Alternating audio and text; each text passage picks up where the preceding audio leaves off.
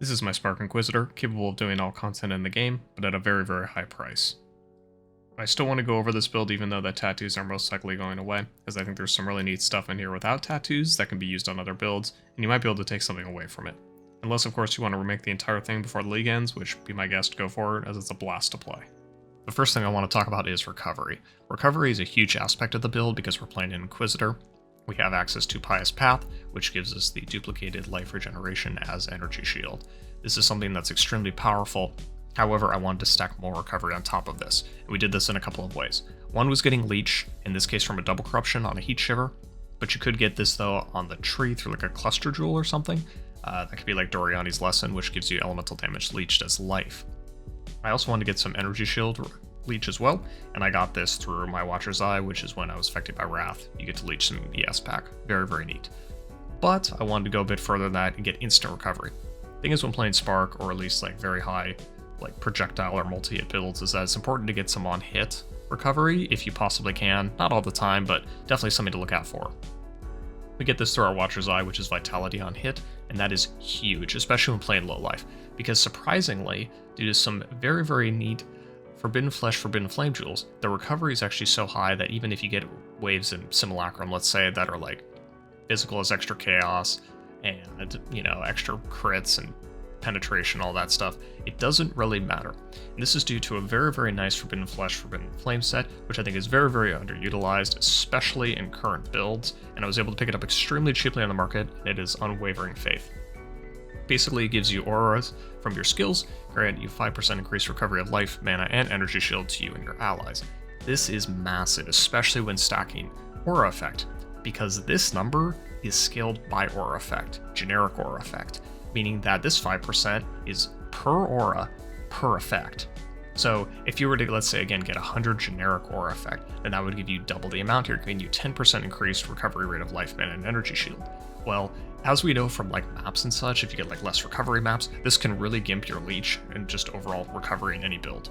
And so having the opposite effect play out here, where you're getting increased, is absolutely huge. You are able to basically leech and regen back to full instantly from any damage. Currently my life regen actually exceeds my total max health, so I'm healing over my life bar per second, and that's duplicated to my energy shield, which is doing the exact same. On top of this, I have an Aegis Aurora, which is allowing me to recover energy shield on block, so I'm getting the flickering energy shield effect going on. So it's just insane. But the thing is about it, though, it's so weird, is that none of this really showcases that in POB. If we take a look at POB, my effective hit pool, I would say, is actually like decently low for a Mage Blood build, depending on what your setup is, but in this case I would say it is. The Chaos max hit looks absolutely atrocious, and the physical max hit is okay to be best, even with 47k armor. But due to the recovery layers though, it ends up being a build in which that it generally doesn't die to anything unless if it's like an obvious slam attack, such as like an Uber Shaper Slam or a Syrian Exarch Incineration, things like that. Otherwise though, the recovery is unparalleled, and it's absolutely a joy to play when whipping through 100% Delirious maps, Simulacrums, all that good stuff. So moving on to the damage scaling in the build, we mainly use Aura Effect in order to scale our damage. This is done through things like Wrath, Zealotry, Hatred, basically just getting a lot of flat damage from our Wrath, which is used to then get increased by our Nebulous, which is a large source of increased damage. This you can find on the tree though, with like increases to cold damage, lightning damage, whatever your skill may be. In this case we're doing both because we're converting to cold, and that's a really, really nice double dip, but it's not always the correct play. One of the things that makes double dipping the conversion here very, very nice, or at least going from our lightning to cold, is penetration, because Inquisitor is giving us 100% penetration. And a similar effect can be achieved with Omniscience as well if you're doing that on other builds. It makes things like the Heat Shiver passive, or however, I guess active, if you will, if you're activating with freezes, very, very powerful. Because when you're getting like an extra percent or extra 100% of your cold as fire, that is then gaining the full penetration and is acting like a core damage type because of the Inquisitor Ascendancy. Again, this can be done with Omniscience, where it's giving you global penetration, but just something to think about though, if you're wondering about conversion setups, because it is not always the correct call, because you can't find penetration for it, then it can be a little bit awkward in terms of continuing to scale your damage. So jumping into the POB, there's a couple of things I want to go over, and then we'll talk about doing this on a lower budget or how that's even possible. So in this case, what we want to look at essentially first is this node. This gives us elements immunity on consecrated ground, which is fantastic. This is off our militant faith here, and we're able to obtain enough devotion through the unnatural instinct here, which combos very, very nicely. Additionally, we get inner conviction because we have grand spectrums, which give us minimum of all 3 charges. However, we can bypass this restriction of gaining power charges as frenzy charges because they're minimum, so we just get extra spell damage, which is really, really nice. Otherwise, the tree is just a lot of mana reservation, aura effect, all that good stuff. Triple clusters, which are all the same, prismatic heart and snowstorm, giving us a lot of extra lightning as cold damage, and additionally prismatic heart giving a lot of resistances, so we can cap ourselves, as even with a mage blood, it is very, very tight on resistances, trying to get the fire and lightning up. Otherwise, the mediums are just some additional pierce if we need to feel like, get our clear up a little bit if we need to, or effect clusters with increased reservation because we're trying to pack in so many different auras. We are trying to pack in haste, zealotry, determination, hatred, petrified blood, purity of ice, vitality, and wrath, which is being cast once in a while using our divine blessing, along with tempest shield and blood and sand, so lots of auras to fit in there. For doing this setup on a lower budget, I would find it very hard, if not impossible, to do it this way exactly how I've set up, just because of the fact that there are so many aura tattoos, being the non-curse aura, plus the reservation as well around the tree. And again, assuming these won't be around for next league, definitely auras are going to have to be dropped, no question about it. So the first thing I would do in terms of regarding these changes is drop this third cluster up here. Although it's really nice because it does give us damage and as well as some grand spectrum usage here. The grand spectrums are overall nice, but they're definitely not needed at all. They're much more for min-maxiness in terms of damage, which again, this is a build that has so much damage already that it can drop like 89 to 90% of it and be absolutely fine, especially when doing normal content.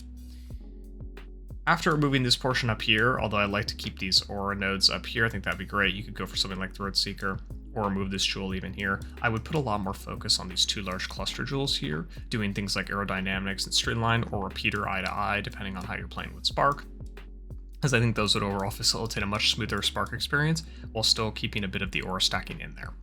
On top of this as well, if you need that extra reservation that you're losing from all these other points, as in if you're trying to fit in still all those auras, use multiple smalls then, so put like a small coming out of here, small coming out of here, etc., which will help a lot. I know there's the Forbidden Flame, Forbidden Flesh for Sanctuary of Thought, which is fantastic at helping with this, but it tends to run pretty expensive, hence why I'm not including it in terms of like a budget upgrade, just because of its cost, if you will.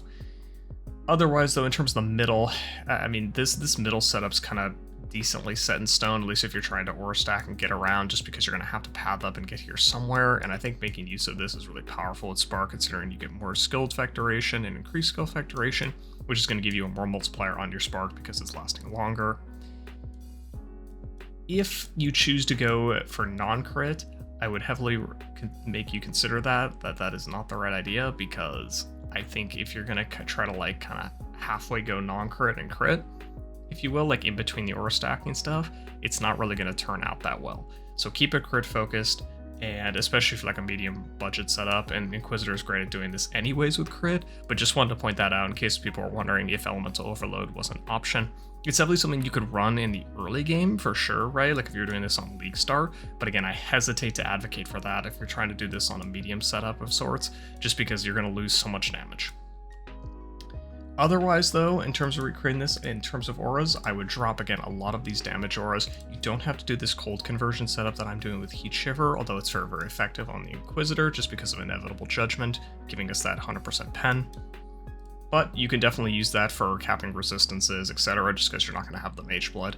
So capping res, doing that essentially across the board on your other pieces of gear, if possible. In terms of Spark Gloves, you don't need to get this many modifiers on your Spark Gloves, although these could definitely be improved. These could definitely turn into lower Spark Gloves, which have like, a faster proj and a faster casting or something. Or in this case, would be great is a socketed crit chance, base crit, and a faster proj. Just trying to point out 2 mods that could work really, really well. That would be much, much cheaper than paying tons and tons of divines for expensive Spark Gloves. Otherwise, though, if you really want to go below that kind of medium budget variant, I would go for low budget stuff, which would be just basically dropping a lot of this aura stacking stuff, like dropping all of this part of the tree here, all of this here. Again, you can do an annoying here, that's fine, but you totally drop this. and concentrating much more on this side of the tree being the bottom and up here as well. And honestly, you can probably drop the middle at this point and go for something a little bit tankier, like a Corrupted Soul setup here, trying to get that life as extra energy shield while still maintaining glancing blows, as that should be out of range of the Timeless Jewel. And then also just looking for some additional nodes here, as this is like a +1 intelligence skill gems tattoo, but you could do something here that have like 2 strong notables, as I think you can get elemental damage leeches life on Glorious Vanity, but if not, it can just be like some armor or some recovery of sorts, whatever you want it to be, with your Timeless Jewel being right here. And that would overall free up a lot of points here to invest still a good amount of damage into your cluster jewels, or get some more tankiness through like Divine Shield, or some additional energy shield resistances here. Again, whatever you need, really. It's kind of flexible in that regard. But that's overall my thoughts for different levels and such. Again, if you're trying to do this exact setup, unfortunately, Mage Blood, having their cap your resistances, it's as tight as it is. And tattoos, again, really facilitate this, so I doubt this will be around next league. All in all, it was a blast playing this build, as it had a ton of damage, speed, recovery, tankiness, all around her that I was super happy with. But hopefully most importantly though, there are a couple mechanics maybe that stood out to you as maybe something you could try to implement in one of your own builds. Something like doing the Unwavering Fate setup, which again is criminally underrated and a very cheap Forbidden Flame and Flesh setup. Probably will be as well next league, which is fantastic, so that's something you could try to pick up. Additionally, using Timeless Jewel notables, like converting nodes into other nodes, which could be very beneficial to your build, along with clever uses, maybe even possible escape for your build could be excellent, just saving some points. In that case, it was a little bit set in stone, but for other builds, it could be a lot more flexible, trying to grab some different nodes on the tree. Using cluster jewels, even like the little small passives to try to fix things like increased attributes, increased damage, resistance, whatever, is very important as well.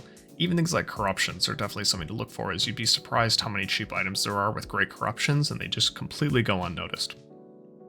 So all in all, hopefully you took something away there, and I'll see you guys next time. Peace.